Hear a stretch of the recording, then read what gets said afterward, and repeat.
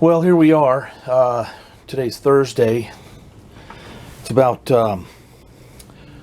I think it's about 1:45 Pacific Daylight Time. The polyurethane rubber has been set now almost for 24 hours. I did this yesterday, set these things up yesterday about, I guess 5:30 my time. Oh man. All right, you guys in the Chevy crowd, if you have arms like what I have here, let me see if I can get this. This is what is left. I doubt I'm going to be able to get this out of here. I want to reuse this little Tupperware tub. Anyway, so you guys in the Chevy crowd, the G506 crowd, if you guys have the links like mine, find my Gmail address in my YouTube page, and if your bushings are shot, I'll fix them for you for free. You just got to pay the shipping both ways, because I don't want, I don't want this material to go to waste. The kit was $37, and that's not going to break the bank. Wow, look at that. I'm having trouble getting this out of here, and nothing sticks to Tupperware. This is a good thing. There we go. Just got to break the... This is a good sign. Got to break the vacuum. Oh man. Well, I don't want to touch that. That's still kind of sticky on the bottom. Let me get an old rag here.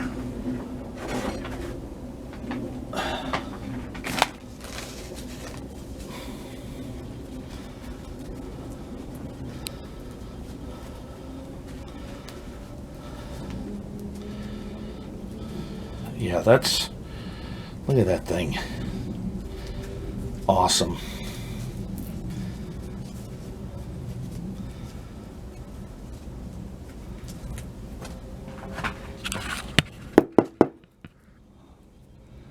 Man, I can't even bend that. That's going to work out great. That's not fully cured because the bottom, was in there. Let's see about these. Oh, yeah. Perfect. Now, I didn't know. I was thinking, oh my God. Look at that end. Jeez. I can't even bend that. A little bit. I don't want to break it because it's still not fully cured, but I have good coverage all the way around. It's centered. Let me start up the grinder and I'll polish this stuff off of here.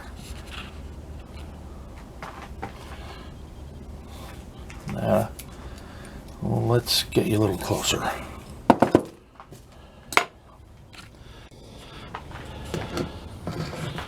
Maybe there? Nope.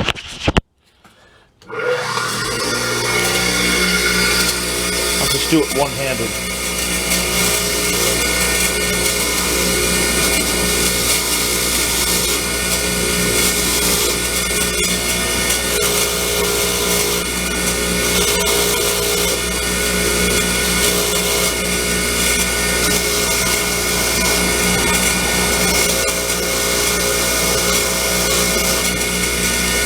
Oh man, that's awesome. Look at that.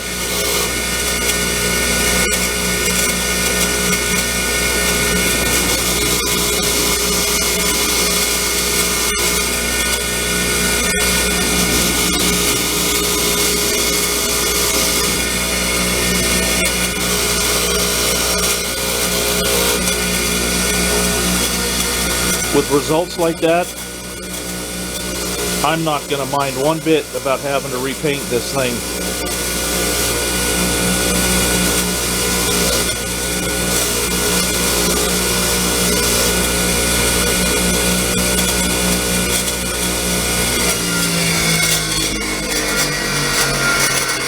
That is a 100% success.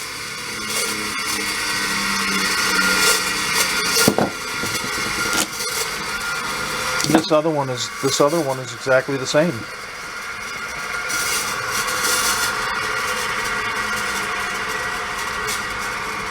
Yeah, I can't get over that. So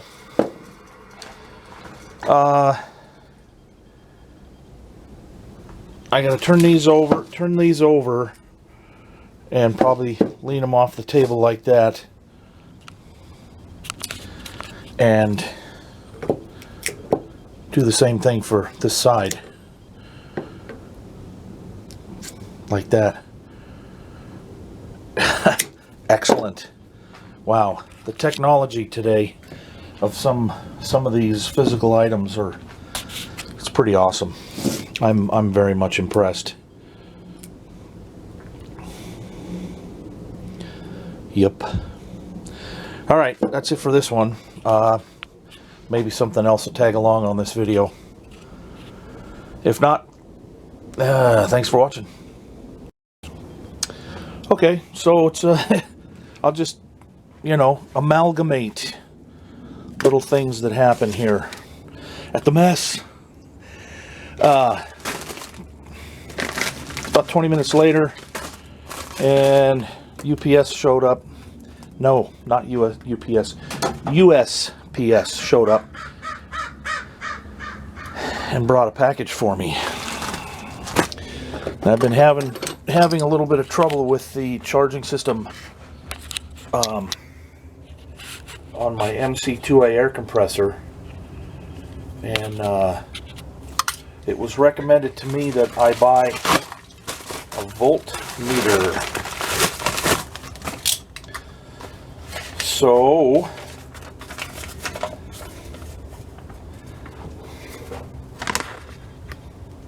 yesterday's tractors went online looking for a voltmeter.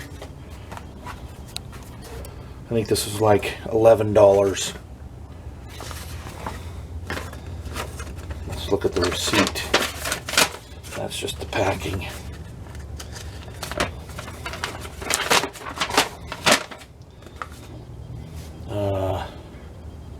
Doesn't say. I think it was $10.99. Let's open it up and take a look.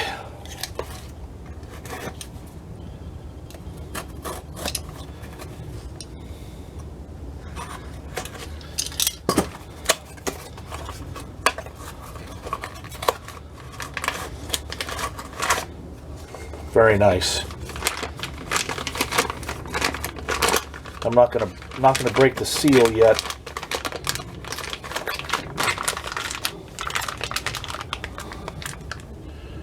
But a voltmeter will tell me more information than an ammeter.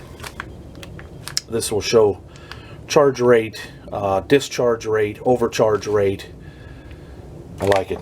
Perfect. Another little project to move forward. When I was inspecting the air compressor, let's walk out there just for a moment.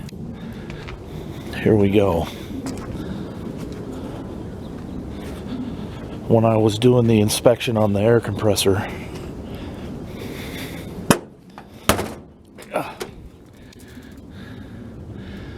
way down inside there, maybe you can see the head of a bolt.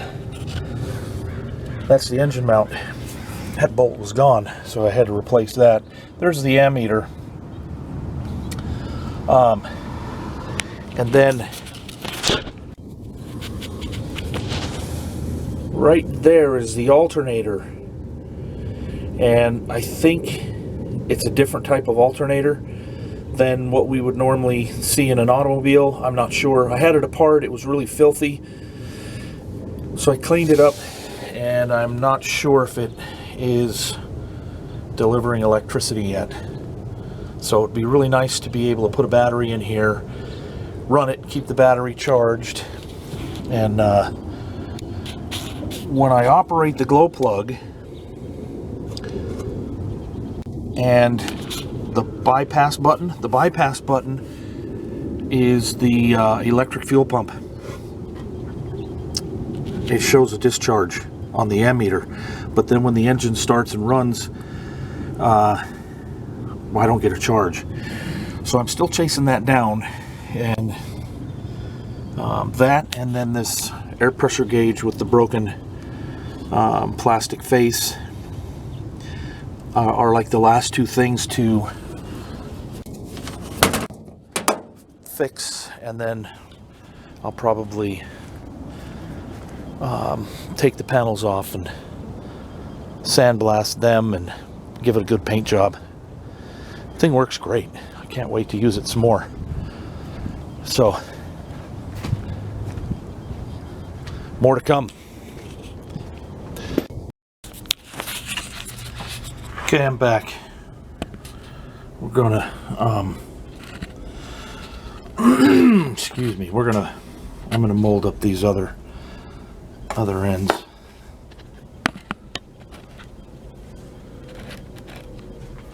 I get a little bit of this parting wax on my fingers, and sure enough, it did its job on the first two pins. That's all I did, just roll some on there with my fingers, and the pins do turn within the bushings. Let me clean out my little cup here.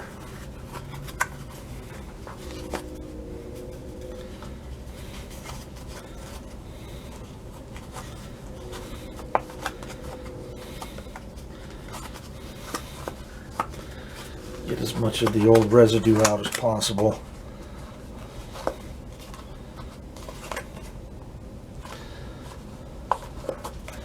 The neat thing about this polyurethane rubber is if you need to add more to your part and the rubber's already been cured, it will bond. It will bond to itself. Okay. There's that.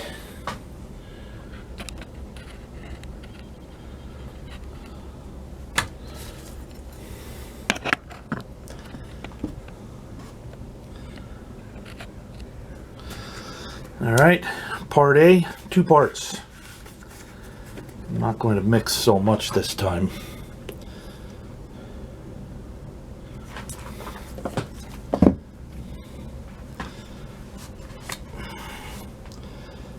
I think the amount that I poured out yesterday was enough to do 6 of these ends. Ooh.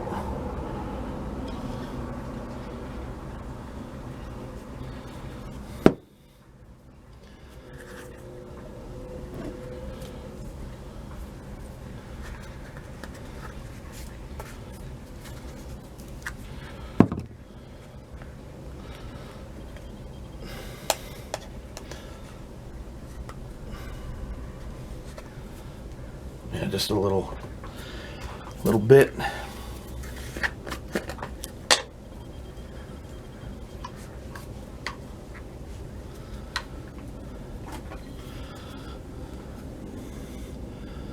Part B,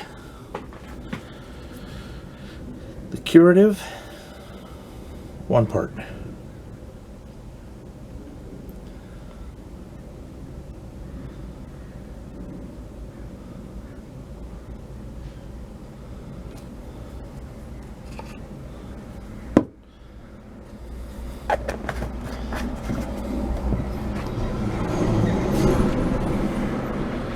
Black pigment.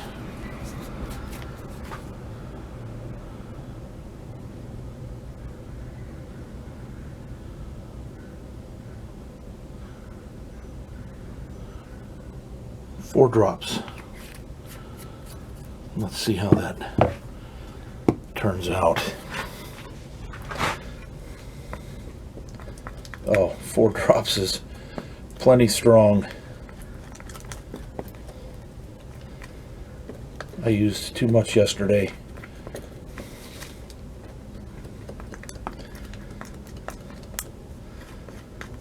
But I asked the guys up at the supplier if too much will interfere with the compound and the curation or curing properties, and the guy said, nah, it's just, you just waste it. He says little goes a long way, and that is certainly right.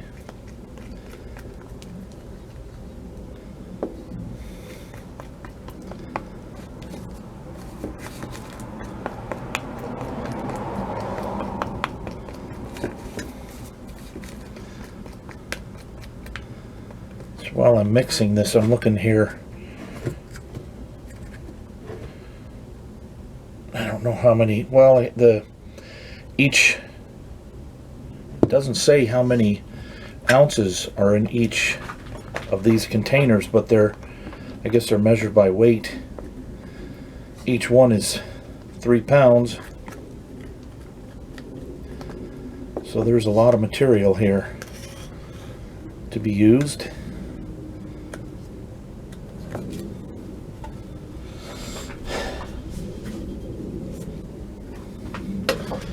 That's why I'm putting the offer out there.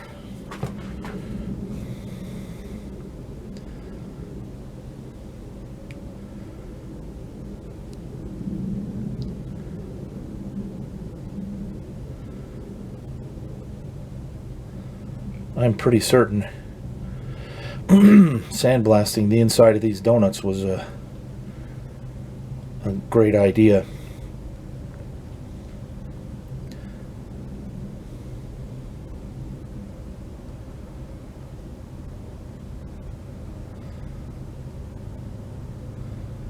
A little bit more is needed in this one here.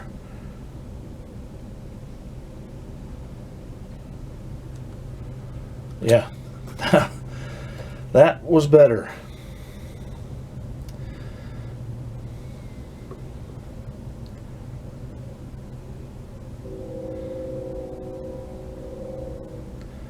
Now all I'm doing is letting the weight of this pin fall in there. I'm not pushing it through. I don't want it to push everything out too quickly.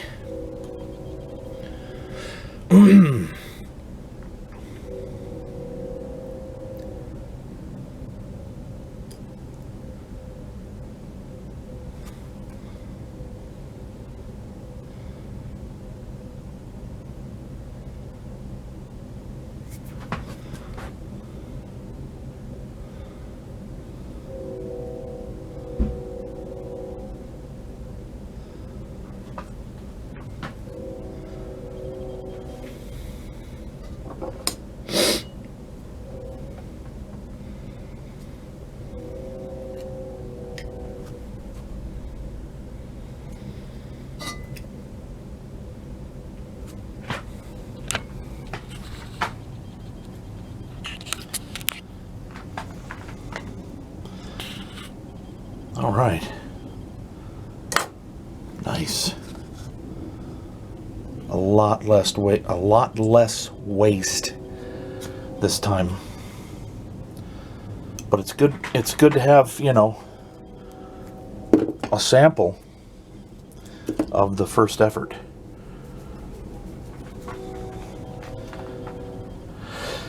All right, that's it for this one.